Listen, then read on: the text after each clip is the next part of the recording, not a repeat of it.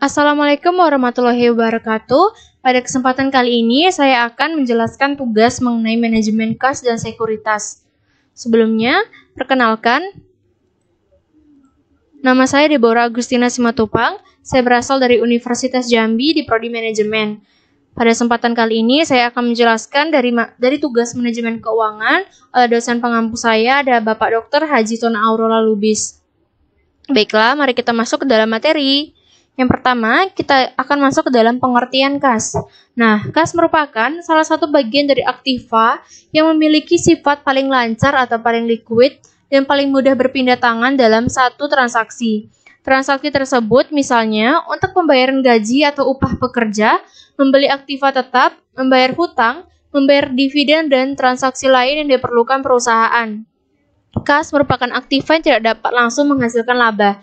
Dalam arti, tidak bisa untuk mendapatkan laba secara langsung dalam operasi perusahaan. Kas perlu dikelola secara efektif dan efisien supaya pemanfaatan kas dapat optimal. Selanjutnya, persediaan kas minimal.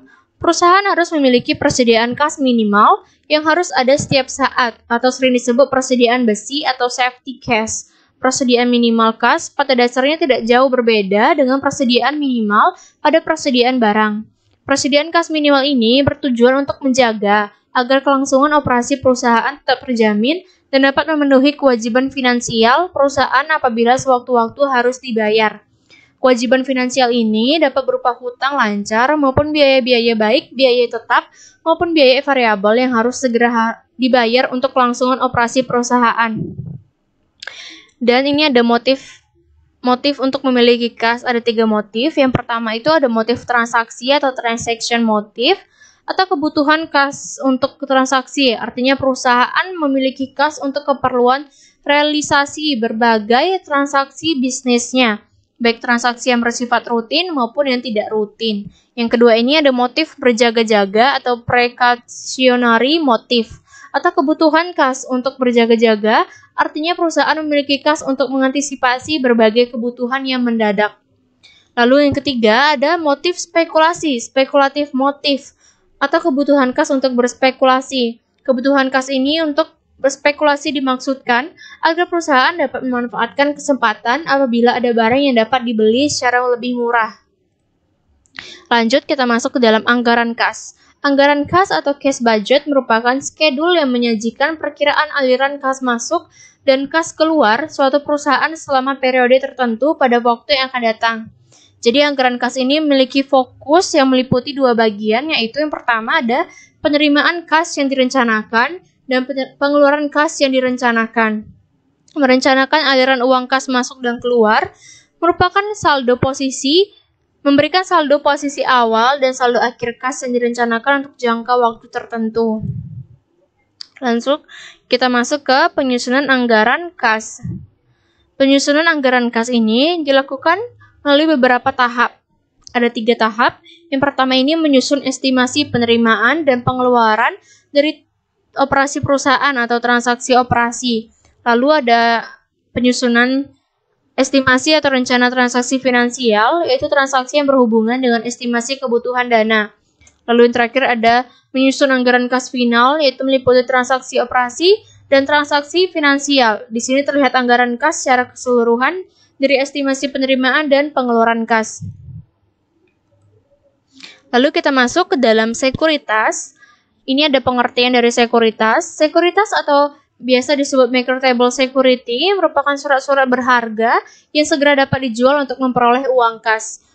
Marketable securities merupakan surat-surat berharga yang dapat diuangkan dengan mudah dan diperjualbelikan di pasar uang atau bursa modal jangka pendek. Ada beberapa alasan perusahaan memiliki surat berharga. Yang pertama itu untuk menggunakan dana sementara yang lebih guna diinvestasikan dalam surat berharga yang dijual oleh emiten atau perusahaan yang mengeluarkan saham. Selanjutnya kita masuk ke dalam kriteria pemilihan sekuritas. Kriteria pemilihan sekuritas dapat dilihat dari berbagai macam pertimbangan, yaitu meliputi risiko keuangan atau financial risk, risiko suku bunga atau interest rate risk, risiko likuiditas atau liquidity risk, risiko inflasi dan tingkat keuntungan yang diharapkan. Berbagai pertimbangan tersebut akan menentukan besarnya dana yang akan ditanamkan dalam sekuritas atau surat berharga jangka pendek. Perusahaan akan berusaha memperkecil risiko yang mungkin dihadapi dengan harapan memperoleh keuntungan atau return yang maksimal. Lanjut, ini ada alternatif investasi pada sekuritas jangka pendek. Beberapa alternatif sekuritas yang sering diperjualbelikan di Amerika atau Indonesia. Sekuritas tersebut antara lain seperti US Treasury Bills, Federal Agency Securities, Negotiable Certificates of Deposit atau CD, Commercial Paper, dan Money Market Mutual Fund. Sedangkan di Indonesia, ini ada beberapa surat berharga yang telah diperjualbelikan, antara lain adalah saham, obligasi, sertifikat Bank Indonesia atau disingkat SBI, sertifikat deposito, surat berharga pasar uang, dan commercial paper. Baiklah, itulah sedikit penjelasan dari saya mengenai manajemen kas dan sekuritas. Jika ada salah kata atau salah materi, saya mohon maaf. Saya akhiri. Terima kasih.